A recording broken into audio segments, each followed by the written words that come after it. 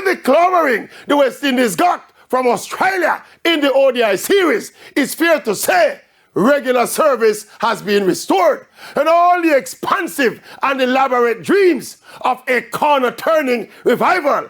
After that now famous test match win, we can now get back down to the arduous task of facing the reality. So West Indies still no good. And even if we consider that we never had our best players and we were playing away to the world champions, but this was still basically an Australian B team.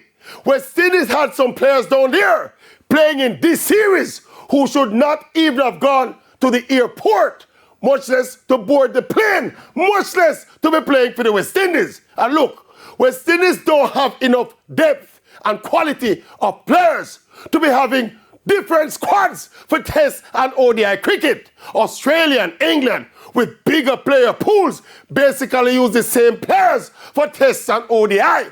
Why West Indies feel they have the luxury of talent of picking two separate teams?